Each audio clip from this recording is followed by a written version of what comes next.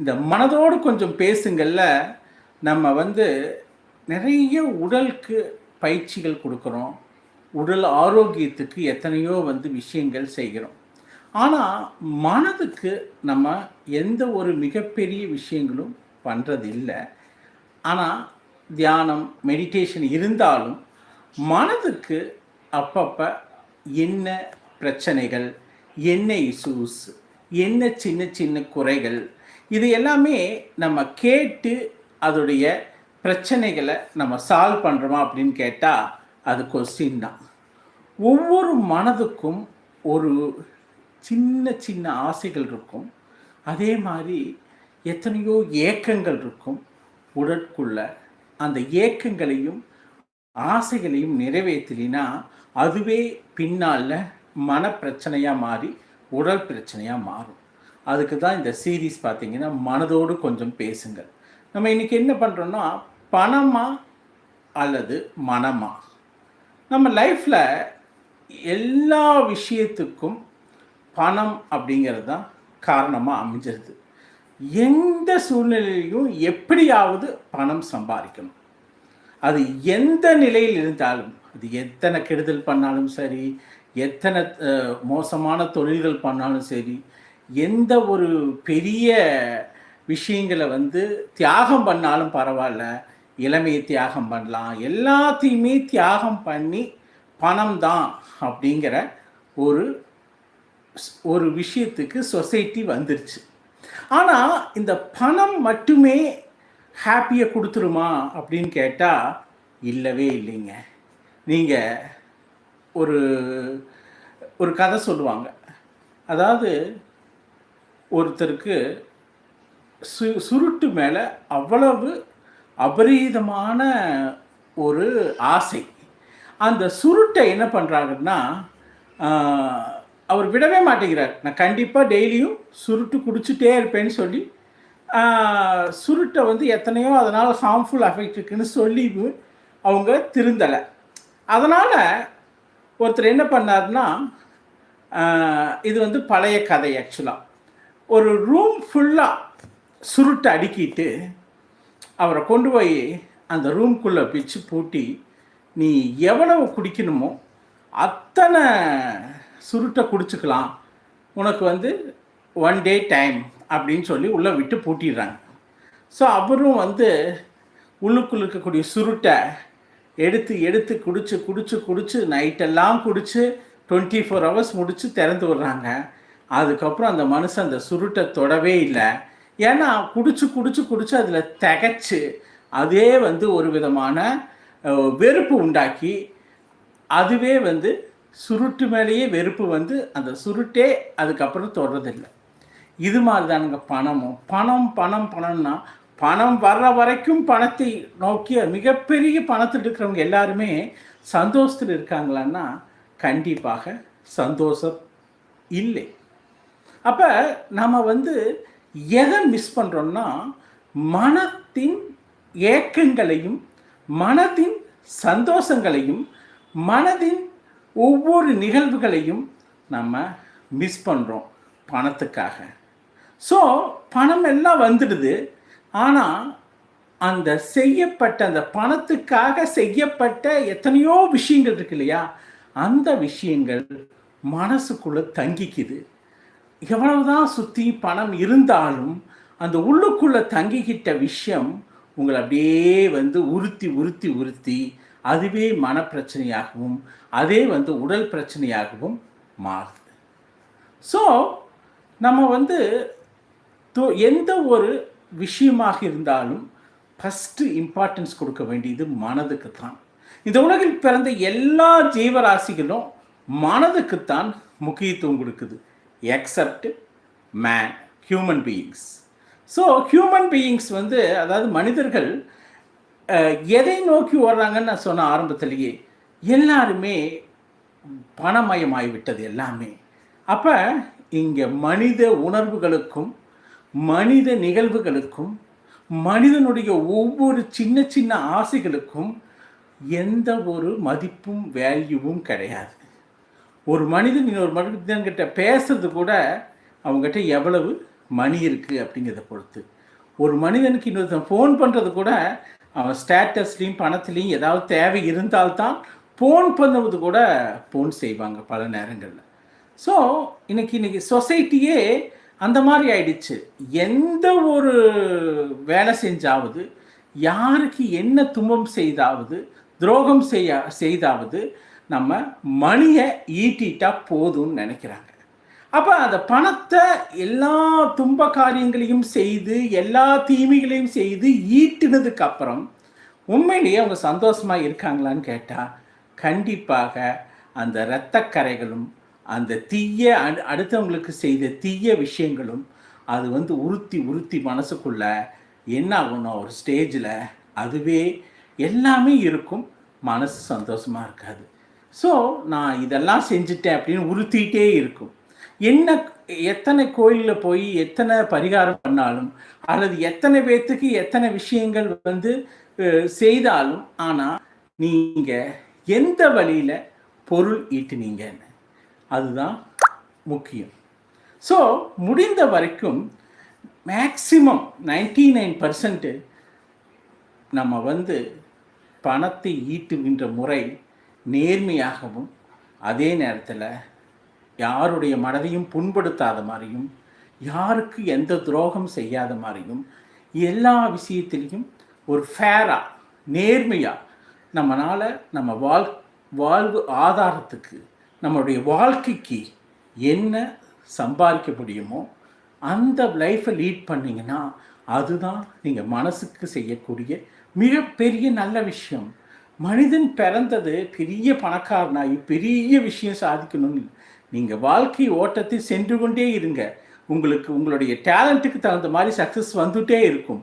அதே மாதிரி தான் உங்களுடைய நேர்மையாக எதிலையெல்லாம் பொருளீட்ட முடியுமோ, எதிலையெல்லாம் உங்களுக்கு வந்து மணி கிடைக்குமோ அதெல்லாம் கிடைக்கட்டும். அதை தாண்டி நீங்கள் இல்லீகல், அதாவது தீய விஷயங்களுக்கோ அல்லது வந்து சொசைட்டிக்கு எதிராகவோ அல்லது சில மனிதர்கள் துன்புறுத்தியோ அல்லது சில விஷயங்களை எதிர்மறையாக செய்தோ நீங்கள் சம்பாதிக்கிற அந்த சம்பாத்தியமானது கண்டிப்பாக மனதுக்கு ஒரு ஸ்டேஜில் பிரச்சனைகளை கொடுக்கும். உங்கள் மனம் உங்களை வாட்டி எடுக்கும். ஏன்னா அது வந்து ஒரு யங் ஏஜ் வரைக்கும் ஓகே. ஆஃப்டர் 65, ஆஃப்டர் 70 இதெல்லாம் என்ன ஆகும்னா மனசுக்குள்ளே ஏதோ தப்பு பண்ணிட்டேன்னு சொல்கிறது நீங்கள் பார்க்கலாம். இங்கே கல்ஃப் கண்ட்ரீஸில் பார்த்தீங்கன்னா பேங்க்குகள் எல்லாம் ஒரு அக்கௌண்ட் இருக்கும். என்ன அக்கௌண்ட்டுன்னா 0 இன்ட்ரெஸ்ட் அக்கௌண்ட். அதாவது வந்து நீங்கள் போடக்கூடிய டெபாசிட்டுக்கு நோ இன்ட்ரெஸ்ட், 0 இன்ட்ரெஸ்ட். அதாவது அந்த பேங்க்கில் கூட வந்து இன்ட்ரெஸ்ட் வாங்கக்கூடாதுன்னு அதாவது வந்து இஸ்லாமிக்கில் வந்து சொல்லப்பட்டிருக்கிறது. அதாவது வந்து அடுத்தவர்கிட்ட வந்து வட்டியாக பணங்களை வாங்கக்கூடாது அப்படின்னு, வட்டிக்கு விட்டு பணம் வாங்கக்கூடாதுன்ட்டு. ஸோ அந்த ரூல்ஸை சில பெரிய அந்த நாட்டை சேர்ந்த மதத்தில் முழு நம்பிக்கை இருக்கக்கூடிய ஆட்கள் எல்லாம் வந்து அவங்க டெபாசிட்டுக்கு கூட வந்து இன்ட்ரெஸ்ட் வாங்காமல் எந்த பேங்க் இருக்குதோ அல்லது இன்ட்ரெஸ்ட் கொடுக்காமல் எந்த பேங்க்கு வெறும் டெபாசிட்டை மட்டும் வாங்கிட்டு திருப்பி பணத்தை கொடுக்கக்கூடியது. ஸோ அது வந்து ஃபேமஸான அக்கௌண்ட் எங்கே அந்த மாதிரி தான். ஏன்னா அவங்க வந்து அந்த மதத்தை, அந்த மார்க்கத்தை முழுமையாக பின்பற்றுறாங்க. அந்த மார்க்கத்தில் என்ன சொல்லப்பட்டிருக்குதுன்னா, நம்ம இந்த மாதிரி விஷயங்களை பணத்தை ஈட்டுவது நல்ல தர்மத்துக்கும் நியாயத்துக்கும் உரிய வகையில் நீங்கள் பணத்தை ஈட்ட வேண்டும் அப்படிங்கிறது மார்க்கத்திலேயே சொல்லப்பட்டிருக்கிறது. திரு முகமது நபி அவர்களே சொல்லியிருக்கிறார். இது வந்து எல்லா மதத்துக்கும் பொருந்தும். இஸ்லாமிக் மட்டும் இல்லை, கிறிஸ்டியானிட்டிக்கு மட்டும் இல்லை, ஹிந்துஸ்க்கு இல்லை, எல்லா மதத்துக்குமே இது பொருந்தக்கூடியது. ஸோ ஏன்னா இதில் வந்து மதம் அப்படிங்கிறதுக்கு தாண்டி மனித மனம் ஒன்று இருக்குது. நீங்கள் என்ன ஸ்டேஜுக்கு போனாலும், எந்த ஸ்டேஜில் அப்புக்கு போனாலும் உங்களுடைய ஆள் மனதை நீங்கள் சாட்டிஸ்ஃபை பண்ண முடியுமான்னா அவ்வளோ சீக்கிரம் சாட்டிஸ்ஃபை பண்ண முடியாது. எவ்வளவு கோடி கொடுத்தாலும், எத்தனை பெரிய லக்ஸூரியஸ் கார் வாங்கினாலும், எவ்வளவு பெரிய விஷயங்களை நீங்கள் சாதித்தாலும், உங்கள் மனசு சந்தோஷமாக இருந்தால் தான் உங்களால் சந்தோஷமாக இருக்க முடியும். இல்லைன்னா கண்டிப்பாக சந்தோஷம், நீங்கள் எவ்வளவு லக்ஸூரியஸ் வீட்டில் இருந்தாலும், காரில் இருந்தாலும், எந்த விஷயத்தில் இருந்தாலும் உங்களுக்கு அந்த சந்தோஷம் அவ்வளவு சீக்கிரம் வராது. ஏன்னா பணம் மட்டுமே குறிக்கோள்னு பணத்துக்காக எல்லாத்தையும் செய்துட்டு மனத்தை கோட்டை விட்டால் அந்த மனம் டெய்லியும் வந்து ஏதாவது உறுத்தல்களையோ உந்துதல்களையோ கொடுத்து கொண்டே தான் இருக்கும். ஸோ இதுதான் வந்து லைஃப்பை புரிஞ்சுக்கிட்டு நம்ம எப்படி பொருள் ஈட்டணும்னா, பொருள் மட்டுமே வாழ்க்கை கிடையாது. மனம், அதாவது பணம் மட்டுமே வாழ்க்கை கிடையாது. பணத்தை மட்டுமே தொடர்ந்து சம்பாதிச்சுட்டு இருக்கிறதுனால உங்களுக்கு வந்து நேர்மறையாக சம்பாதிக்கணும். ஓகே, அந்த நேர்மறையாக சம்பாதிக்கிற பொருட்கள் நமக்கு நம்மளுடைய வாழ்க்கைக்கு தேவையானதாக இருக்குதுன்னா ஓகே. அதையும் தாண்டி எதிர்மறையாக, அதாவது வந்து சமுதாயத்தில் அடுத்தவர்களை வந்து ரொம்ப வந்து வருத்தி அல்லது வந்து பல தீய செயல்களை செய்து அப்படி அந்த பொருளையோ பணத்தையோ ஈட்டணுமா அப்படின்னா ஈட்டலாம். அது அப்போதைக்கு அந்த இளமையில் சந்தோஷத்தை கொடுக்கலாம். ஆனால் கொஞ்சம் ஒரு 60 வயசு அப்படியே ஆக ஆக மனம் கொஞ்சம் கொஞ்சமாக அரிக்கிற மாதிரி ஒரு விஷயங்களை உங்களுக்கு உறுத்தி கொண்டே இருக்கும். அப்போ உறுத்தி கொண்டே இருக்கும்போது என்னன்னா உங்களுடைய எல்லாம் இருக்கும், ஆனால் மன நிம்மதி இருக்காது, ஹாப்பினஸ் இருக்காது, சந்தோஷம் இருக்காது. ஸோ அந்த மனம் என்ன சொல்லிட்டு இருக்குன்னா, அதை செய்யாமல் இருந்திருக்கலாம், அவருக்கு அதை நான் செய்யாமல் இருந்திருக்கலாம், அந்த விஷயத்தை நான் செய்யாமல் இருந்திருக்கலான்னு சொல்ல ஆரம்பிச்சிட்டோம். இதுதான் வந்து வாழ்க்கை பாடங்க. அப்போ பல நேரங்களில் நம்ம எதை தவற விடுறோம்னா, வாழ்க்கையில் மனசினுடைய அடி மனதில் என்னென்னலாம் நினைக்குது, ஆள் மனதில் என்னென்னலாம் நினைக்குது, எதையெல்லாம் சொல்லுது, எப்படியெல்லாம் வந்து நமக்கு வந்து அது வந்து டைரக்ஷன் பண்ணுது அப்படின்னு அதுக்கு தகுந்தாற்போல் நம்ம வாழணும்.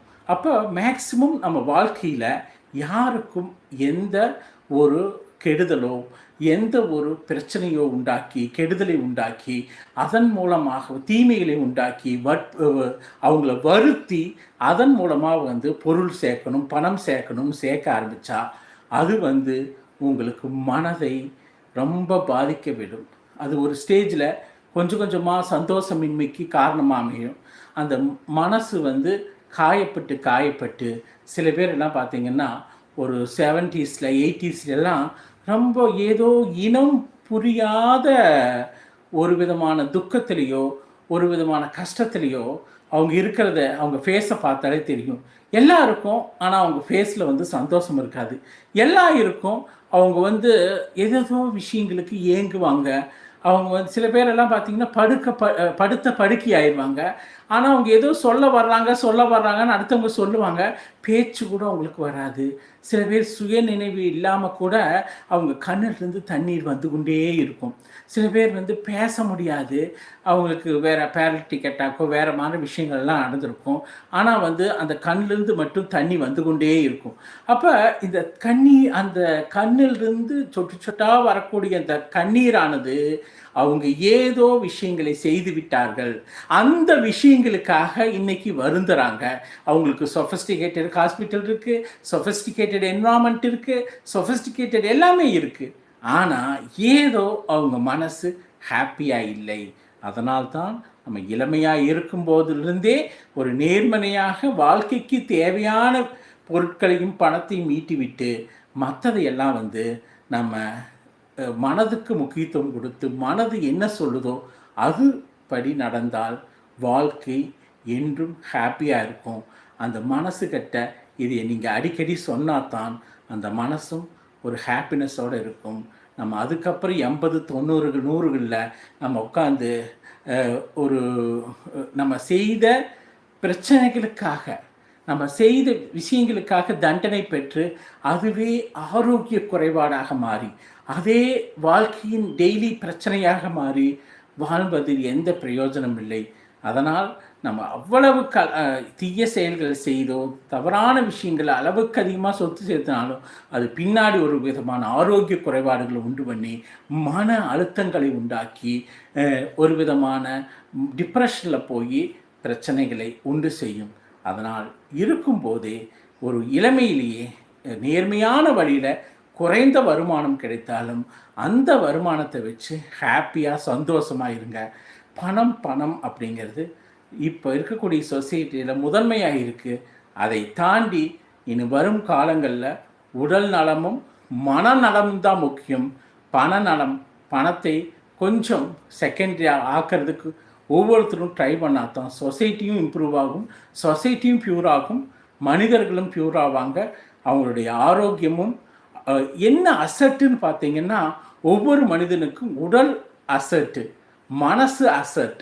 அந்த அசட் போதும்.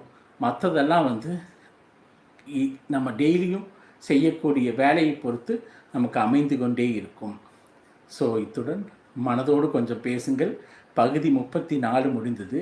நம்ம மனதோடு கொஞ்சம் பேசுங்கள் பகுதி 35 சந்திப்போம்.